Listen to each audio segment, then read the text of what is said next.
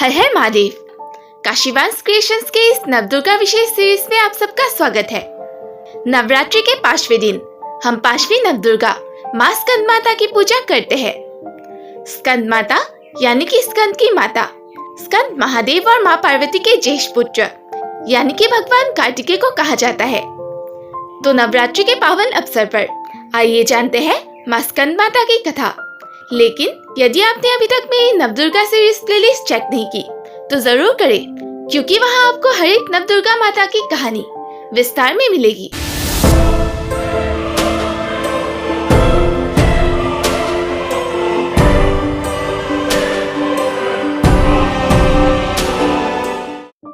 यह उस समय की बात है जब आदिशक्ति ने पहले माता सती के रूप में जन्म लिया था और उन्होंने अपने पिता के विरुद्ध जाकर महादेव से विवाह किया था। परंतु अपने पिता प्रजापति दक्ष के द्वारा महादेव का अपमान होने पर उन्होंने स्वयं को समाप्त कर लिया था। उस घटना के बाद महादेव टूट चुके थे। वह खुद को गहन समाधि में लीन रखने लगे, संसार से दूर। उधर देवता तारकासुर नामक एक शक्तिशाली असुर से परेशान थे। पुत्र, मैं तुम्हारी तपस्या से प्रसन्न हूँ, वरदान मांगो। ब्रह्मदेव, मुझे अमरता का वरदान चाहिए। अमरता का वरदान विधि के विधान के विरुद्ध है। अमरता के अतिरिक्त कोई भी वरदान मांगो। तो फिर ठीक है ब्रह्मदेव, मेरा वध केवल शिव शक्ति के पुत्र द्वारा ही संभव हो। तथास्तु।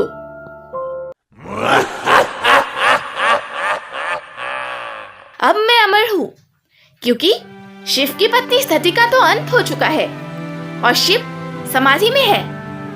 अब ना होगा शिव का पुत्र और कभी ना होगा मेरा अंत। अब मैं अमर बन चुका हूँ। और इस प्रकार ब्रह्मदेव से वरदान प्राप्त कर तारकासुर बहुत ही शक्तिशाली हो चुका था। उसे कोई परास्त नहीं कर सकता था। इसलिए वो देवराज इंद्र का सिंहासन छीनकर स्वर्ग पर राज करने लगा।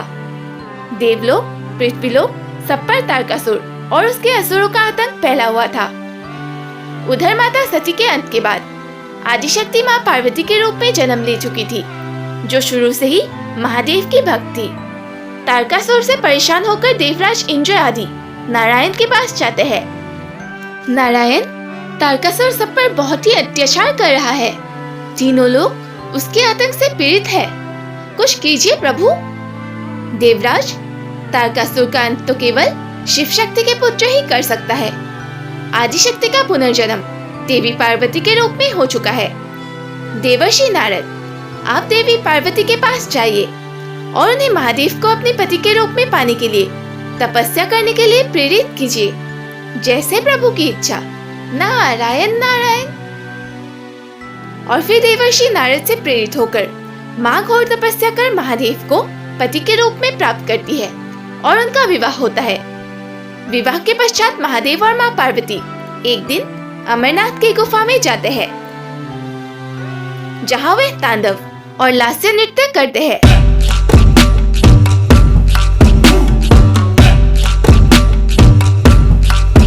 उसी नृत्य से उनका पुत्र का जन्म एक शक्तिपिंड के रूप में होता है। उस समय महादेव और माँ के समाधि में होने के कारण देवताओं के आदेश पर अग्निदेव उस पिंड को अपने पास सुरक्षित रखने ले जाते हैं, क्योंकि तारकासुर की दृष्टि सदैव उन पर थी। उसका एक असुर भांडासुर, जो कि असल में कामदेव के राग से उत्पन्न हुआ था, वह उस शक्तिपिंड पर घात लगाए बैठा था और उसे प्राप्त करना चाहता था। अब अग्निदेव उस पिंड को ले जाते हैं, पर उसके ताप को नहीं सह पाते हैं और स्वयं जलने लगते हैं। ऐसे में अग्निदेव उस पिंड को माता गंगा के हवाले कर देते हैं। पर उस पिंड को छीनने के लिए भांडासुर माता गंगा से उस पिंड को छीनने के लिए माता गंगा के पीछे भागने लगता है और भागते भागते माता गंगा के हाथ से वह पिंड पानी में गिर जाता है और पानी में बहते बहते वह दूर एक स्कंद के खेत में जा गिरता है, जिससे उस पिंड के 6 टुकड़े हो जाते हैं। जब महादेव और माँ समाधि से उठे तो वह अपने पुत्र के लिए बहुत ही चिंतित हुए और जब वह स्कंद के खेत पहुँचे तो देखा कि उस पिंड के 6 टुकड़े हो गए और माँ पार्वती बहुत ही दुखी हो गई। परंतु महादेव ने उस पिंड के 6 टुकड़ों को एक कर दिया और इससे उनके पुत्र के 6 शीश हुए। स्कंद पे उस पिंड के 6 टुकड़े हुए थे, जिस कारण उन्हें स्कंद कहा जाता है। इससे माँ बहुत खुश हुई और अपने पुत्र को गोद में उठा लिया। यही कारण है कि स्कंद माता की तस्वीर में हमें भगवान कार्तिकेय यानी कि स्कंद उनके गोद में दिखाई देते हैं, जिनके 6 मुख होते हैं। उसके बाद माँ ने भगवान कार्तिकेय को युद्ध के लिए खुद प्रशिक्षित किया और अंत में वह देवसेना नियुक्त कर दिए गए और उन्होंने तारकासुर का अंत किया।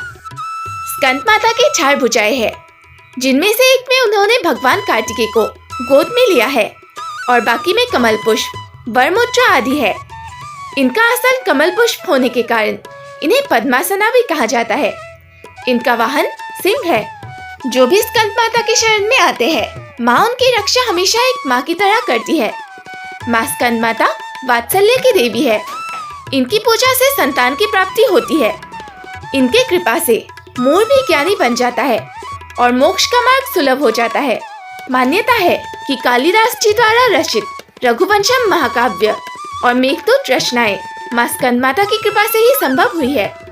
माँ स्कंद माता बुध ग्रह की स्वामिनी है, इसलिए इनकी आराधना से बुध ग्रह की स्थिति मजबूत होती है।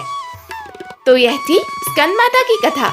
अगर वीडियो पसंद आए तो वीडियो को लाइक, शेयर और कमेंट्स में जय माता दी जरूर लिखें। मिलते हैं जल्द ही अगली नवदुर्गा की कहानी के साथ। जय माँ, हर हर महादेव।